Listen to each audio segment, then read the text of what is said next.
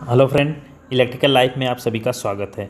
Friends, इस video में हम बात करेंगे बेसिक इलेक्ट्रिकल से रिलेटेड कुछ इम्पोर्टेंट क्वेश्चन। ठीक है, और ये क्वेश्चन जो आपके हैं मैक्सिमम आपके जो आरआरबी जेईई में पूछे गए हैं वो क्वेश्चन है। जैसे भी जितने भी क्वेश्चन रहेंगे आप देखिएगा वो कहीं ना कहीं आपसे पूछे गए हैं, और उन्हीं की बेसिक देखिए है तो बेसिक क्वेश्चन ही रहेंगे। लेकिन आप प्लीज़ यार थोड़ा ध्यान से देखिए, ऐसे क्वेश्चन बहुत ही इंपॉर्टेंट है। किसी भी एग्ज़ाम में ऐसे क्वेश्चन आपको देखने को मिलेंगे ही मिलेंगे। ठीक है, तो चलिए हम क्वेश्चन को स्टार्ट करते हैं। तो हमारा पहला क्वेश्चन है, what will be the voltage in volt of a battery connected to a parallel plate capacitor with air as a dielectric. Air क्या है? ऐसे dielectric having plate area of 6 square centimetre and separation between the plates is 2 mm which store a charge of 8 picocoulomb on the plates। ठीक है, question आपको कुछ इस तरह से दिया हुआ है। तो आपको सबसे पहले देखिए क्या करना है। ठीक है, ये आपका क्वेश्चन है।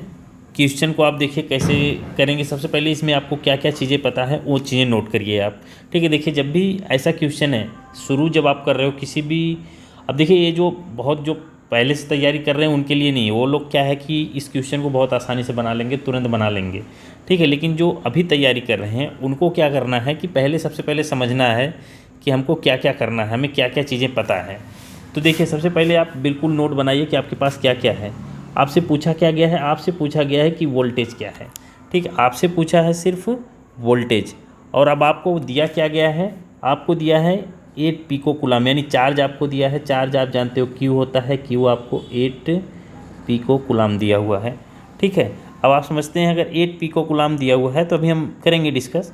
ठीक है, उसके बाद आपको एरिया कुछ दिया हुआ है, हैविंग सम एरिया। ठीक, आप देखेंगे आपको एरिया दिया हुआ है, एरिया यानी ये आपको दिया है 6 स्क्वायर सेंटीमीटर, यानी सेंटीमीटर स्क्वायर, आपको ऐसा एरिया दिया हुआ है। उसके बाद आपको क्या दिया गया है? उसके बाद उनके बीच का डिस्टेंस आपको जो दिया गया है 2 mm। ठीक है, डिस्टेंस आपको 2 mm दिया हुआ है। आपको डिस्टेंस पता चल गया। अब आपको और क्या चीज़ पता है? अब आपको पता है कि आपको एक्चुअली बस इतनी चीज़ें आपको दी गई हैं। ठीक है, आपको इतनी चीज़ें दी गई हैं। अब आपको पता लगाना है कि उसमें कितना चार्ज, मतलब नहीं, वोल्टेज होगा, बैटरी में कितना वोल्टेज होगा। ठीक है, अब आपको V को पता लगाना है। तो आपको V जब पता लगाना है तो आपको V और क्या क्या चीज़ें पता होनी चाहिए, Q और C में क्या रिलेशन होता है। सबसे पहले तो आपको ऐसे फॉर्मूले को ढूंढना है जैसे V बराबर Q/C होता है। ये फॉर्मूला आपको पता होना चाहिए, क्योंकि जब तक आपको फॉर्मूला नहीं पता है कि V को आप कैसे लाओगे, तो इसमें आपको पहले पता है कि Q आपको पता है, C आपको चाहिए। ठीक है, V निकालने के लिए C आपको कंपलसरी है। तो C जब आपको चाहिए तो C आपको पता है कि किस फॉर्मूले से निकलेगा। तो C के लिए आपको पता होना चाहिए कि फॉर्मूला होता है सिग्मा A/D। ठीक है, फैरेड। आपको पता है कि कैपेसिटर की यूनिट फैरेड होती है। ये फॉर्मूला बहुत इंपॉर्टेंट है। कभी कभी आपको इस बेसिस पे ही क्वेश्चन दे देगा, आपसे कूलम, ये मतलब कि कैपेसिटर पूछ लेगा। कैपेसिटर से थोड़ा और आगे बढ़ेंगे एक स्टेप तो आपसे V पूछ सकता है, हो सकता है V की वैल्यू दिया रहता, Q की वैल्यू पूछ लेता, कुछ ऐसे टाइप का क्वेश्चन आपको दे सकता है। ठीक है, तो आपको हमेशा क्वेश्चन पे ये चीज़ फोकस करना है। आपको देखो मेथड पता होना चाहिए कि हाँ क्या मेरे से पूछेगा, मैं कैसे इसको सॉल्व करूँगा। ठीक है, तो इसमें अब देखिए आपको C जब आपको पता नहीं है तो सबसे पहले आप C निकालिए। C निकालेंगे, एप्सिलॉन नॉट की वैल्यू मैंने आपको बता दिया है पहले भी, इससे पहले भी वीडियो में मैंने बताया था कि 8.85 into 10 to power minus farad पर मीटर। ठीक है, जो एप्सिलॉन नॉट होता है फ्री स्पेस की परमिटिविटी, उसकी value 8.85 into 10 to power minus 12 farad पर मीटर होती है। और मैंने ये भी बताया था एप्सिलॉन और रिलेटिव परमिटिविटी जो होती है वह हमेशा जो है मीडियम के हिसाब से चेंज होती रहेगी। अगर एयर है तो उसकी वैल्यू 1 होती है, अदरवाइज़ सबके लिए उसकी वैल्यू डिफरेंट मतलब जैसा आप मतलब कि मीडियम ले रहे हो उस हिसाब से। लेकिन जो एप्सिलॉन नॉट है इसकी वैल्यू हमेशा आपको कितना मिलेगी? 8.85 इंटू 10 टू पावर माइनस 12, और इसकी यूनिट आपको हमेशा याद रखना है कि फैरेड पर मीटर होती है। ठीक है, इसकी यूनिट आपको हमेशा याद रखना है। चलिए आपको एप्सिलॉन नॉट की वैल्यू पता चल गई, कितनी है 8.85 इंटू 10⁻12। ओके, ए की वैल्यू कितना 2 mm, 2 mm मतलब 2 इंटू 10⁻3। हम ऐसा कर सकते हैं ना, mm को हम, क्योंकि आपको 1 सेंटीमीटर में एरिया जो दिया हुआ है वो एरिया आपका 6 सेंटीमीटर दिया हुआ, सॉरी यहाँ से हम क्या करेंगे, एरिया रखेंगे। ठीक है, एरिया जैसे ही हम रखेंगे तो हमारा एरिया क्या दिया हुआ 6 सेंटीमीटर, 6 सेंटीमीटर स्क्वायर है। ठीक है, 6 सेंटीमीटर स्क्वायर ये। उसके बाद जैसे ये डिस्टेंस आप देखेंगे, डिस्टेंस आपको 2 mm दिया हुआ है, तो 2 mm को आप सेंटीमीटर में बदलेंगे तो आपका कुछ आएगा ऐसे 10⁻3। ठीक है, 10⁻3। ये जो है ये मीटर में हमने बदल दिया, तो ये सेंटीमीटर है, इसको भी अगर आप मीटर में बदलोगे, ठीक है, क्लियरली आप समझो, ये सेंटीमीटर है तो इसको अगर आप मीटर में बदलोगे तो सेंटीमीटर की जगह पे क्या होगा, अगर सेंटीमीटर है तो 10⁻2 होगा, अगर सेंटीमीटर स्क्वायर है तो यहाँ पे हम क्या करेंगे 10⁻4, कुछ ऐसे करेंगे। ठीक है, फिर उसके बाद आप सॉल्व करिए। आप जैसे ही सॉल्व करेंगे, देखिए अब इसमें कुछ हो नहीं है, आप सॉल्व करिए, आपको सी की वैल्यू कैलकुलेटर आपको दिया रहेगा, सी की वैल्यू जो यहाँ से निकल के आएगी आपकी 8.85, इतना मैं करता हूँ, 8.85 रहेगा ही रहेगा। इधर ये करेंगे 2 3 आपका 6 हो जाएगा। ठीक है, तो गुणे 3 गुणे 10⁻4 16, ये कैंसिल करेंगे तो यहाँ कितना 10⁻13 बचेगा आपके पास, 10⁻13। तो इतना ही आप छोड़िए। ठीक है, इतना ही आप छोड़िए। आप फिर क्या करिए, देखिए इतना ही छोड़िए। इतने के बाद आपको क्या करना है कि इतने के बाद आपको सी पता चल गया, आप निकालिए v बराबर आपको होता है Q/C। Q/C, Q की वैल्यू आपको पता है कितना दिया हुआ है क्वेश्चन में, Q की वैल्यू आपको 8 गुणे 10⁻−12, क्योंकि पिकोफैरेड दिया हुआ है तो आप 10⁻−12 करेंगे। ये चीज़ें आपको बेसिक चीज़ें पता होनी चाहिए। फिर हम क्या करेंगे 8.85 सी की वैल्यू जो आई है गुणे 3 गुणे 10⁻13। ठीक है, कुछ ऐसे करेंगे तो ये देखिए 10⁻12 से 10⁻13 कटेगा तो ऊपर जाएगा तो ये हो जाएगा आपका 80। देखिए कैलकुलेशन आप कर सकते हैं। ठीक है, कैलकुलेशन आप करिए। ठीक है, कैलकुलेशन आप करिए। अब आपका कितना आएगा 8.85 गुणे 3। ठीक है, कुछ इतना आएगा। फिर नेक्स्ट आप जब कैलकुलेशन करेंगे तो आपका ऊपर आएगा 80/26 पॉइंट कुछ समथिंग आएगा, 26 पॉइंट आप कैलकुलेटर में करेंगे तो 56 कुछ इतना आएगा आपका। अब आप जैसे ही ये करेंगे डिवाइड करेंगे तो आप देखिए 80 क्या लगभग 26, लगभग आपका 3 वोल्ट के आसपास आएगा। ठीक है, 25 या 75 होता है, 26 या 79, तो लगभग आपका 3 पॉइंट समथिंग आएगा, 3 पॉइंट समथिंग इतना वोल्ट।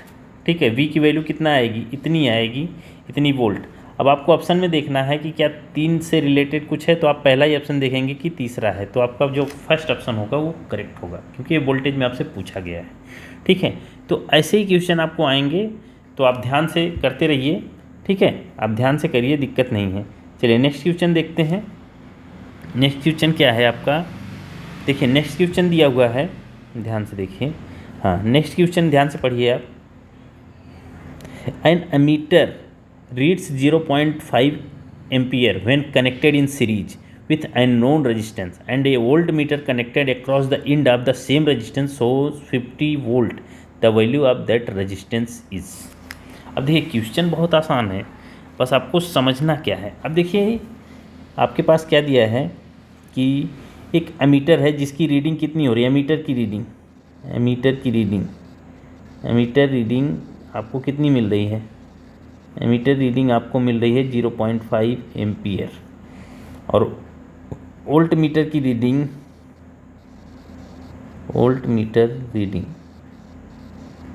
रीडिंग आपको कितनी मिल रही है 50 वोल्ट। ठीक है, अब आपसे पूछ रहा है कि देन वैल्यू ऑफ दैट। देखिए सेम रेजिस्टेंस था, वहाँ पे आप मीटर लगाए तो आपको 0.5 एम्पियर मिला, आपको वोल्टेज लगाए तो ऐसा। तो देखिए ऐसा क्वेश्चन है, बस आपको कुछ नहीं करना है, रेजिस्टेंस बराबर आपको पता है V/I होता है, V/I होता है। V मतलब वोल्टेज की रीडिंग 50, I मतलब करंट की रीडिंग 0.5।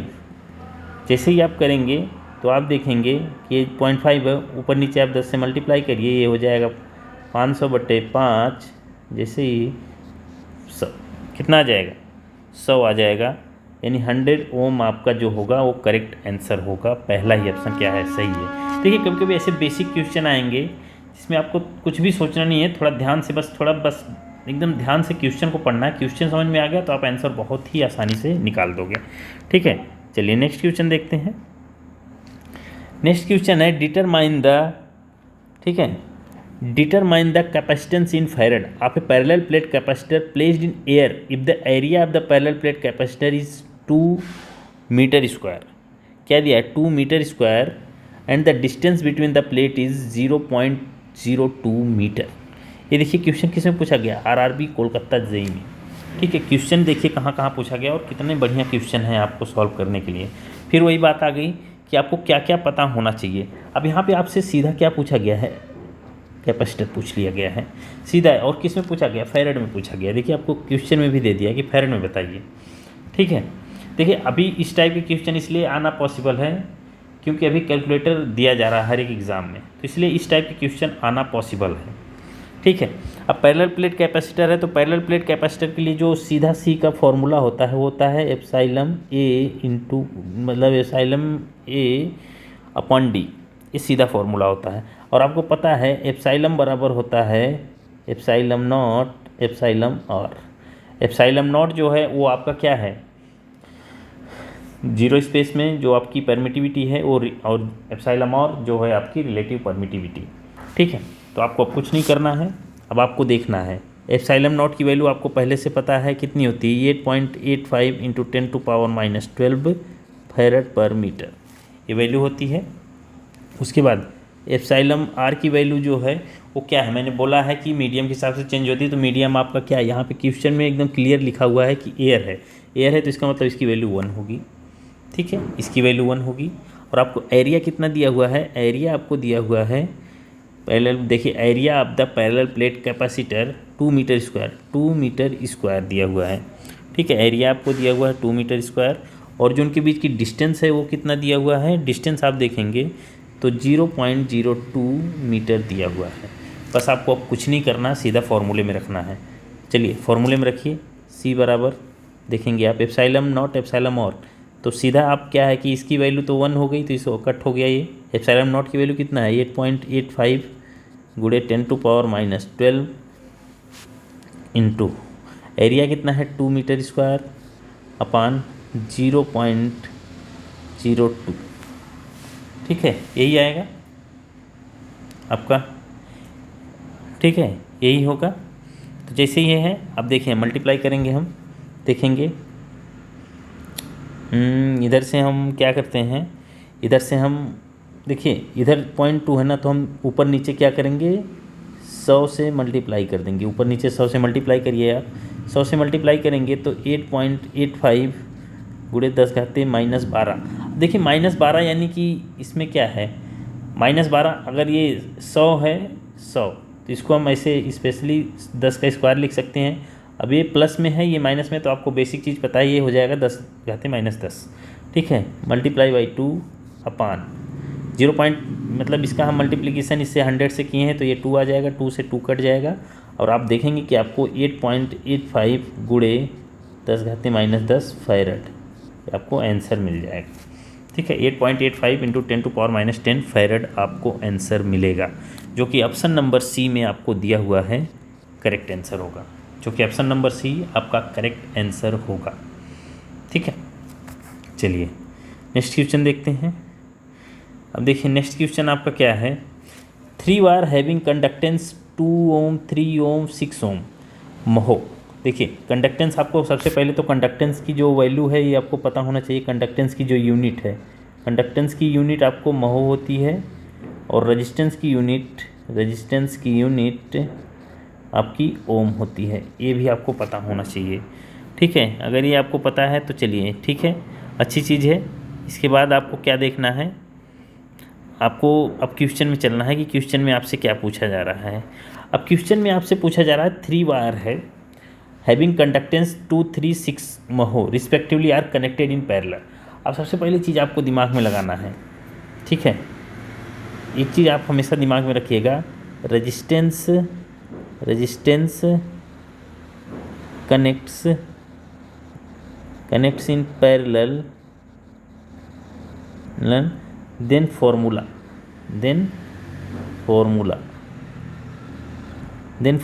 1 by r जो है r इक्विवेलेंट बराबर 1 by r1 plus 1 by r2 plus डाडा 1 बाई rn।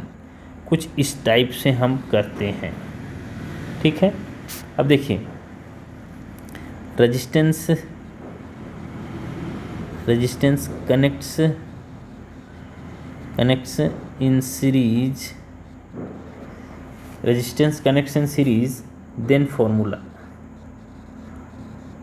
ठीक है। रेजिस्टेंस अगर सीरीज में कनेक्ट हो रहा है तो हमारा सीधा फॉर्मूला क्या होता है, आर इक्विवेलेंट बराबर, ठीक है, आर इक्विवेलेंट बराबर R1 plus R2 plus R3 plus डाडा RN। कुछ इस टाइप से फॉर्मूला आपका बनेगा। सेम उसी तरह से कंडक्टेंस इन सीरीज। देखिए जब कंडक्टेंस को हम जी से ऐसे रिप्रेजेंट करते हैं तो जी बराबर जी इक्विवेलेंट 1 बाई जी इक्विवेलेंट हम ऐसे लिखते हैं 1 by G1 plus 1 by G2 plus 1 by Gn। कुछ इस तरह से हम लिखेंगे जब हमारा कंडक्टेंस की बात कर रहे हैं। कंडक्टेंस मतलब क्या, reciprocal of resistance. Conductance means क्या, रेसिप्रोकल ऑफ, यानी G बराबर 1 बाई R, G बराबर 1 बाई R, ठीक है। कुछ ऐसे आपको याद रखना है। उसके बाद जैसे ही आप देखेंगे conductance in parallel then formula G equivalent बराबर G1 plus G2 plus G3 plus डाडा G। कुछ इस तरह से हम लिखेंगे तो आपको फॉर्मूला क्लियर रहना चाहिए। अब आपको देखिए क्वेश्चन से कोई दिक्कत नहीं है, आप आराम से सॉल्व कर सकते हैं, ठीक है। अगर आप क्वेश्चन देखें तो देखिए क्वेश्चन आपका क्या है, 3 wire having conductance 2, 3 and 6 mho respectively are connected in parallel में कनेक्ट है, but the equivalent resistance in the circuit. देखिए क्वेश्चन में थोड़ा सा क्या डाल दिया है, रेजिस्टेंस पूछ दिया है। कभी कभी क्या है कि आपको कंडक्टेंस दिया है, आपने ध्यान नहीं दिया, आपको लगा कि हाँ कंडक्टेंस ही पूछा होगा। कंडक्टेंस आप कैसे ही करेंगे, पैरेलल में है 2, 3, 5, 6, 11 वैल्यू पहला ही दिया है आपको ऑप्शन में, और आप कंफ्यूज हो जाएंगे कि आपसे रेजिस्टेंस पूछा था। कि मैं नहीं कहता कि क्वेश्चन बड़ा है आपको समझ नहीं आएगा, क्वेश्चन समझ में आएगा, लेकिन आपको क्वेश्चन की बेसिक समझना है। जब आप एग्ज़ाम में बैठेंगे उस टाइम में आपके सामने ऐसे क्वेश्चन आएंगे तो आपके दिमाग में क्या चीज़ चलनी चाहिए, आपको सबसे पहले क्वेश्चन को अच्छे से रीड करना है। मैं हमेशा बोलता हूँ क्वेश्चन आप अच्छे से रीड करिए। तो 2, 3, 6 तो आप देखेंगे 2, 3, 6 कुछ इस टाइप से आपका है। तो कंडक्टेंस आपका क्या हो जाएगा, जी इक्विवेलेंट बराबर 2 प्लस 3 प्लस 6 टोटल आपका 11 महो होगा, महो। लेकिन आपसे पूछा क्या है, क्वेश्चन आपको समझना है। आपसे पूछा क्या है, आपसे पूछा है रेजिस्टेंस आपसे पूछा है। अब अगर आपसे रेजिस्टेंस पूछा है तो सबसे बढ़िया है, ठीक है। रेजिस्टेंस पूछा है तो आपको क्या करना है कि आपको पता है 1 बाई R बराबर होता है G, ठीक है, यही चीज़ होती है। ऐसे हम करते हैं, या फिर G बराबर क्या होता है 1 बाई R होता है, कुछ ऐसे हम करते हैं, ठीक है। G सॉरी सेम चीज़ मैंने बस इधर उधर कर दिया। या फिर R बराबर R बराबर 1 बाई G, ठीक है। तो जैसे ही आप R इक्विवेलेंट निकालेंगे तो 1 बाई G का मतलब क्या हो गया 11 ओम। और हाँ आपको ये भी ध्यान देना है, कहीं कहीं पे आपको यूनिट भी, ठीक है। तो आपका जो करेक्ट आंसर होगा वो आपका होगा 1 बाई, यानी सी वाला ऑप्शन करेक्ट होगा। कौन सा ऑप्शन करेक्ट होगा, सी। और हाँ ध्यान से देखना है, यूनिट भी आपको देखना। मैंने थोड़ा ऑप्शन में जो ऑप्शन था वही डाल दिया, लेकिन ऑप्शन आपको थोड़ा सा हो सकता है 11 ओम, 1 बाई 11 ओम एंड उसके बाद 11 mho and 1 by 11 mho, this type का ऑप्शन रहेगा। तो थोड़ा और आप कन्फ्यूज होंगे, आपको क्वेश्चन को और ध्यान से पढ़ना पड़ेगा, ठीक है। तो हमेशा आप क्वेश्चन को ध्यान से पढ़िए, जो बेसिक से बेसिक क्वेश्चन है उसे भी आप ध्यान से पढ़िए, वो आपको फ़ायदा ही करेगा, ठीक है। चलिए नेक्स्ट क्वेश्चन देखते हैं क्या है।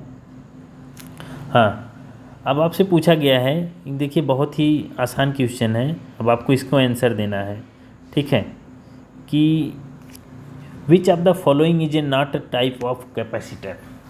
ऑप्शन आपके सामने है कि which of the following is a not type of capacitor.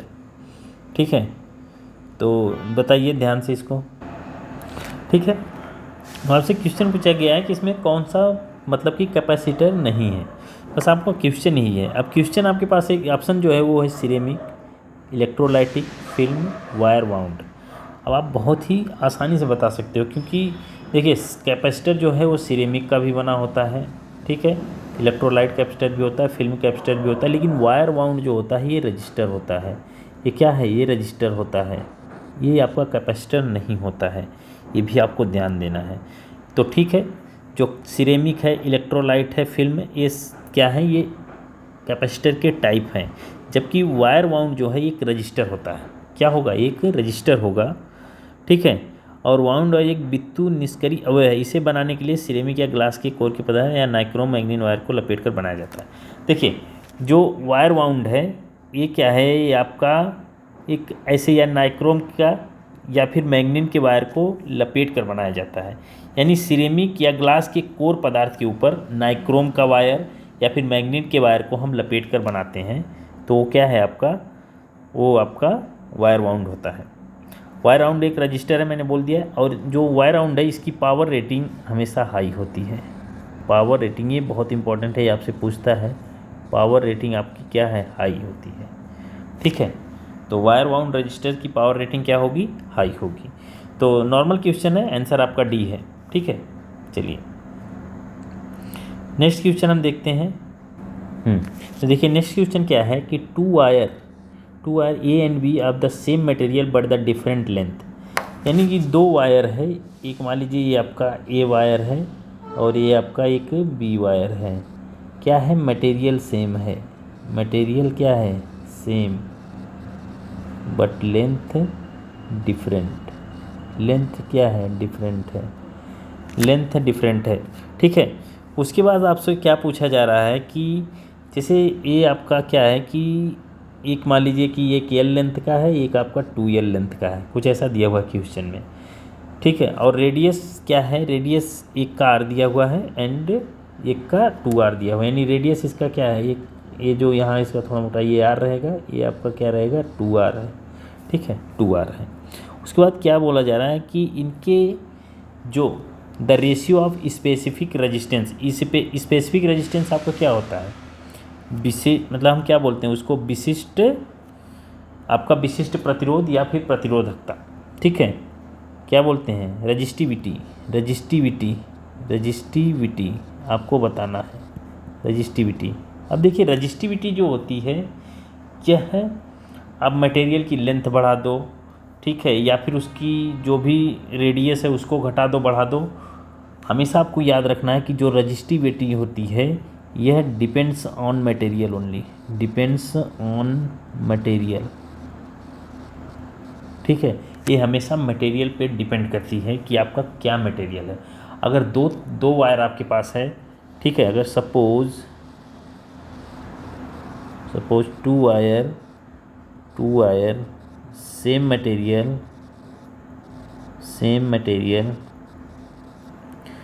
Then there resistivity will be same, resistivity will be same।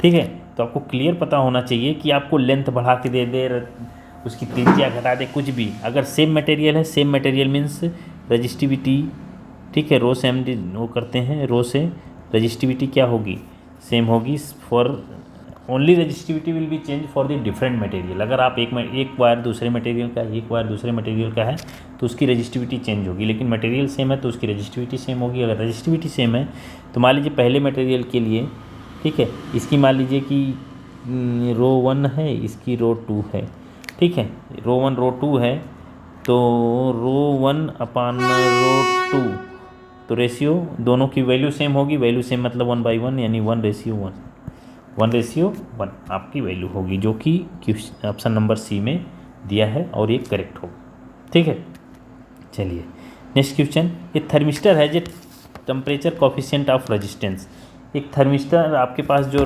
है उसका क्या होगा, ठीक है, ये भी आपको बहुत ध्यान देना है कि देखिए कोई थर्मिस्टर है, अब ये क्या है आपका कंडक्टर है, सेमी कंडक्टर है या फिर क्या है आपका न्यूट्रल है, क्या है वो डिपेंड करना आपको जानना है। और सबका टेम्परेचर बढ़ने पर क्या होता है, सबसे पहले आपको जानना है कि थर्मिस्टर क्या है। ठीक है, तो थर्मिस्टर आपका क्या है, एक तरह से सेमी कंडक्टर है, सेमी कंडक्टर, सेमी कंडक्टर है। ठीक है, अब हम थोड़ी सी बात करेंगे, देखिए ध्यान से देखिए आप, अगर हम कंडक्टर की बात करते हैं, कंडक्टर, ठीक है, जो चालक पदार्थ हैं, अगर हम कंडक्टर की बात करते हैं तो अगर इनका टेम्परेचर बढ़ेगा तो इनका रेजिस्टेंस भी बढ़ेगा। ठीक है, यानी कि एक कंडक्टर में टेम्परेचर बढ़ने से प्रतिरोधक बढ़ता है। ठीक है, क्या होगा, प्रतिरोध बढ़ेगा एंड इसका temperature coefficient, temperature coefficient, coefficient क्या होगा, पॉजिटिव होगा। ये बहुत इंपॉर्टेंट है, आपको याद रखना है कि एक कंडक्टर में टेम्परेचर बढ़ाएंगे रेजिस्टेंस बढ़ेगा, इसलिए उसका टेम्परेचर कोफिशिएंट क्या होगा, पॉजिटिव होगा। क्योंकि आपसे टेम्परेचर कोफिशिएंट ही पूछा है तो ध्यान से क्वेश्चन को भी पढ़िए, मैंने हमेशा कहा क्वेश्चन आप ध्यान से पढ़िए।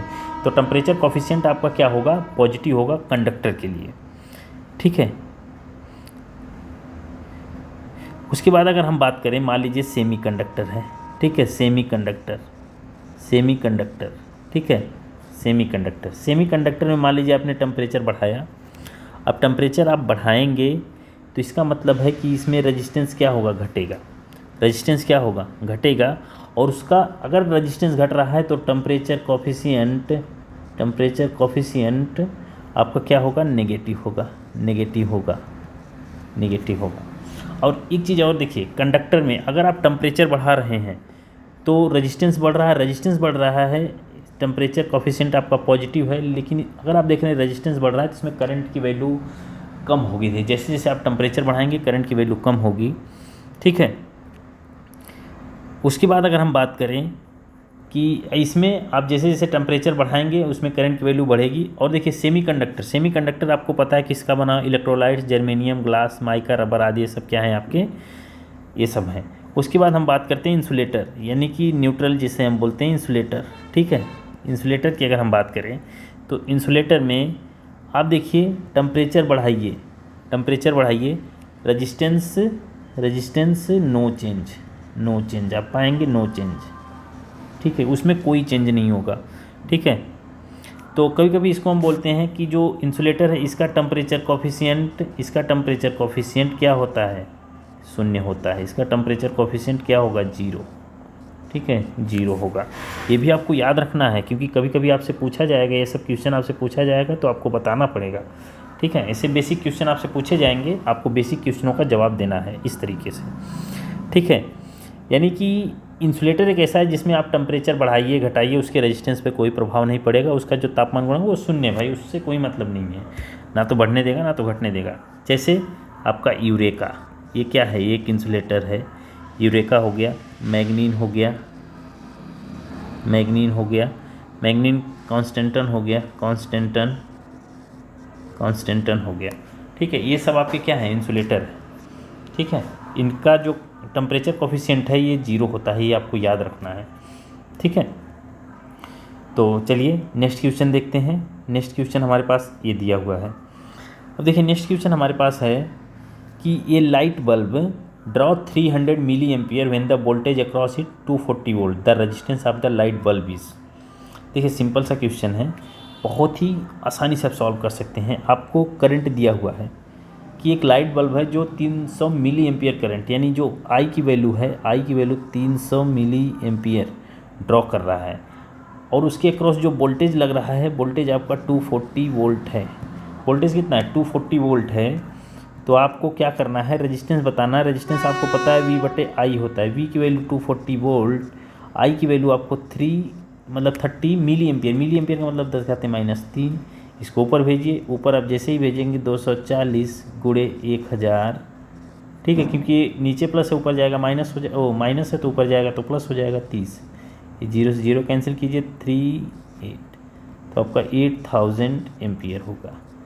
8000 और 800, 8000 और 800 सम व्हाट वैल्यू गिवन। ठीक है, तो आप देखिए बस आपको इतना ही करना है। सॉरी, ये 300 था, मैंने 30 लिखा, 300 है वैल्यू, ठीक है, ये 300 है, तो 300 होगा तो 10 एक और माइनस हो जाएगा, तो ये आपका क्या होगा, एक जीरो कम हो जाएगा यहाँ पे, ठीक है। यहाँ पे कितना वैल्यू आएगी आपकी, 800 आ जाएगी, 800 ओम, 800 ओम आएगा आपका, ठीक है।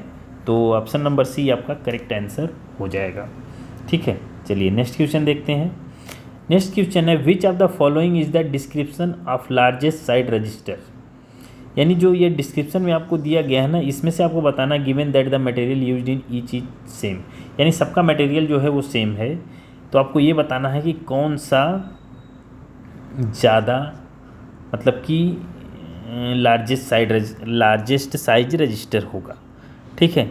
अब देखिए, कभी भी आपको निकालना है ना, तो आपको लार्जेस्ट साइज मतलब कि साइज का रजिस्टर निकालना है, तो आपको पता है R बराबर क्या होता है, R बराबर आपको पता होना चाहिए कि R बराबर V²/P होता है, V²/P, या फिर हम बोल सकते हैं, या फिर और P बराबर V²/R, और यहाँ से हम देखेंगे कि P प्रोपोर्शनल जो है R, कुछ ऐसे निकालना, या फिर आपको ऐसे नहीं निकालना है ना, तो आपको क्या करना पड़ेगा, ठीक है, आपको क्या करना पड़ेगा कि जैसे R की वैल्यू ऐसे, देखिए मैं बता रहा हूँ, R की वैल्यू आपको निकालना है, तो सबसे पहले पहला वाला पकड़िए, V², V जो होगा सबके लिए सेम होगा, V जो होगा सबके लिए सेम होगा, तो R बराबर V तो सेम है, 1 क्या करेंगे P की वैल्यू कितना है 20 वाट्स। अब ये देखिए, फिर उसके बाद एक दूसरा देखिए 1/100, तीसरा देखिए R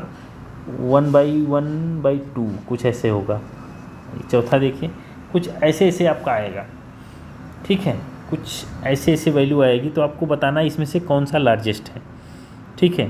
तो अब देखिए, आपको पता है P प्रोपोर्शनल 1/R है, यानी जिसकी P की वैल्यू ज़्यादा होगी उसका R कम होगा, सिंपल सी बात है, उसका R क्या होगा, कम होगा, ठीक है। तो ये जो चीज़ है ये आपके लिए हो गया कि रेजिस्टेंस की वैल्यू इसमें हाई होगी, लेकिन आपसे पूछा क्या गया है, आपसे पूछा गया है कि किसकी वैल्यू ज़्यादा होगी, वैल्यू नहीं, किसकी साइज़ ज़्यादा होगी, ठीक है, किसकी साइज़ ज़्यादा होगी। अब आपको ये भी ध्यान देना है कि किसकी साइज़ ज़्यादा होगी, तो साइज़ ज़्यादा होने के लिए आपको क्या करना पड़ेगा कि जो रेजिस्टेंस ज़्यादा पावर कंज्यूम करेगा उसकी साइज़ उतनी ज़्यादा बड़ी होगी, ठीक है। ये आपको हमेशा याद रखना है कि जिस रेजिस्टेंस की wattage rating more that resistance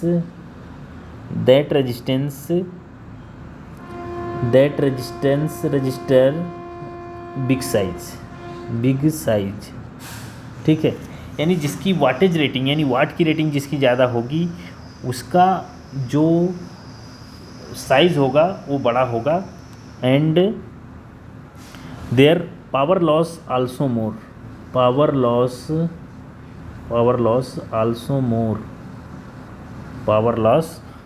more, and उसका क्या होगा, आकार बड़ा होगा, उसका साइज़ बड़ा होगा। सो आपको ये देखना किसकी सबसे ज़्यादा वाटेज है, तो आप देखेंगे कि B।